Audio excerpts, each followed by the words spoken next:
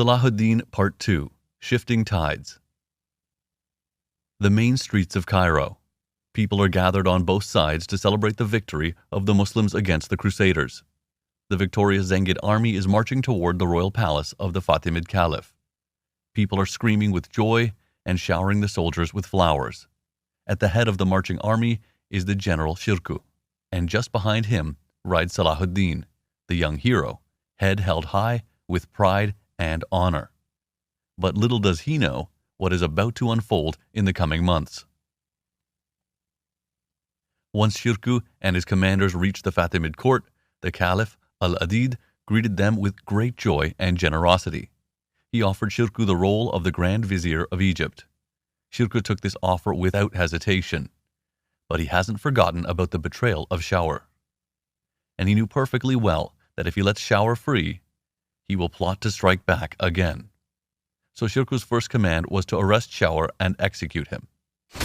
It was also a warning to everyone. Anyone who dares to side with the Crusaders will only meet one end: death. Shirkuh was a man who enjoyed food and frequently arranged lavish feasts for his guests. On one such occasion, after feasting on a large meal, Shirkuh fell ill.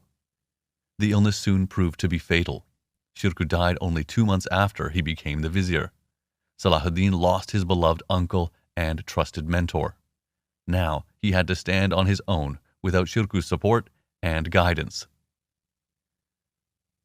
As Salahuddin mourned the death of his uncle, Shirkuh, the leaders or emirs of different factions and military groups from both the Fatimid side and the Zengid side started arguing about who would be the next vizier of Egypt. The Fatimids wanted a weak vizier, so that he could not gather much political influence. Electing a strong Sunni vizier wouldn't show particular strength of the Shia Caliphate, whereas the Zengids pushed for a strong leader as the vizier, so that they can have a solid influence on the Fatimid Caliphate and its inner politics. The arguments went on for days. Then, one day, a messenger arrived at the court. He brought a letter from Nur-ad-Din. In that letter, Nur-ad-Din recommended Salahuddin as Shirkuh's successor and requested Caliph al-Adid to appoint Salahuddin as the vizier. After all, Salahuddin's family had been of great service for many years to both Nur-ad-Din and al-Adid. The Fatimid emirs supported this nomination as they thought Salahuddin was young and inexperienced. They thought he would easily fall in the role of vizier. On the other hand, the Zengid emirs saw Salahuddin's leadership on the battlefield and believed they could put trust in his abilities, so they agreed to the proposal as well. As a result, Salahuddin became the de facto ruler of Egypt, the Grand Vizier of the Fatimid Caliphate at the age of 30 in early 1169. Salahuddin had never had such power and independence before. But he was still in a tug-of-war between the Fatimid Caliphate and the Abbasid Caliphate through Nur-ad-Din. And as we have discussed before, these two caliphates, one Shia and the other Sunni, were never on friendly terms. So Salahuddin now had the problem of split loyalty. As the vizier, he owed his loyalty to the Fatimid Caliphate in Egypt. At the same time, as the general of Nur-ad-Din, he owed his loyalty to the Zengid dynasty and thereby to the Abbasid Caliphate in Baghdad. This actually made it very difficult for Salahuddin to do what he wanted to do: help the people, unite the people, and free the Holy Lands from the Crusaders. Soon after his appointment as the vizier, the internal political conflict in Egypt started to weigh heavy on Salahuddin. He tried to focus his mind on rebuilding the Egyptian nation. He commissioned several hospitals and madrasas, which are kind of like universities by modern standards. He started investing in improving infrastructure and defense of major Egyptian cities. One evening, Salahuddin was busy in his study thinking about his plan for the nation, when there was a sudden knock on the door, followed by several loud knocks. Salahuddin ordered the person to come in. It was Ali bin Sufyan, the chief of his bodyguards. He brought grave news. Some emirs of Egypt had decided to stage a revolt and assassinate Salahuddin in the dark of the night. Salahuddin suspected that he would not have the full support of the emirs of Egypt, who did not like a Sunni vizier under the Shia Fatimid Caliphate, but he never expected that they would plot to kill him. Salahuddin was saddened. He had just started a few months ago. What had he done to deserve such treachery?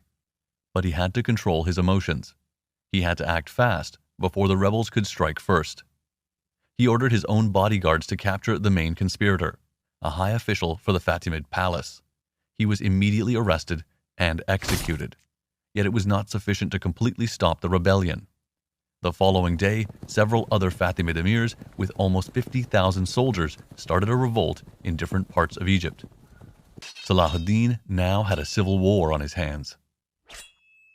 As the civil war continued, the number of the wounded and the corpses piled up. After several months of fighting, the rebel emirs started to fall one after another. It took Salahuddin almost 6 months to completely quell the uprising. No mercy was shown to the rebel leaders. They either fell in battle or were executed. It was a hard lesson for the Egyptian emirs. Never again would anyone dare to rise against Salahuddin in Egypt. Salahuddin's swift and resolute actions saved Egypt from a long and bloody civil war. And he learned his lesson well.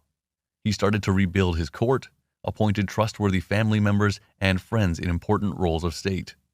Besides this, he also started appointing people based on their skills and merits and not because of their lineage and influence. This way, Salahuddin gradually created a strong and trusted inner council of his own. This solidified Salahuddin's political position in the Fatimid court. Now he could again focus on rebuilding the nation. Hardly 3 months had passed in peace, then disaster struck again.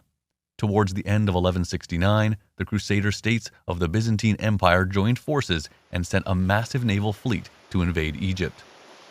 They were approaching fast to attack an Egyptian port city, Damietta. Salahuddin had actually been working to strengthen the fortification of different parts of Egypt since he came to power, expecting an attack from the Crusaders. But he did not expect the attack to come from the Mediterranean Sea. He thought the Crusaders would invade on land through the Sinai Peninsula, as they had done before. So Salahuddin's main defense force was stationed much further south than Damietta. This meant it would take some time to send reinforcements to the port city. So he had to find a way to delay the invasion. He sent a messenger to the governor of Damietta asking him to block the entrance from the sea, so that the naval fleets could not come inside the defensive line. He wrote to them that the reinforcements were already on their way. Simultaneously, he commanded his army to march towards Damietta. Upon receiving news from Salahuddin, the defenders in Damietta strengthened the city defense and raised an iron chain across the city's branch of the Nile.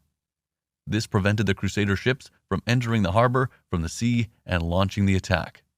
The Crusaders decided to blockade the city from the sea. This is exactly what Salahuddin anticipated. He could now send supplies easily to the city through the Nile, and reinforcements could reach the city from the southern side without confronting the enemy. The Crusaders realized they couldn't take the city as easily as they had thought. They began regular siege tactics and started deploying siege weapons to attack the city defense. They built catapults, siege towers, and ballistae. But the defenders of Damietta were able to defend one wave of Crusader attack after another.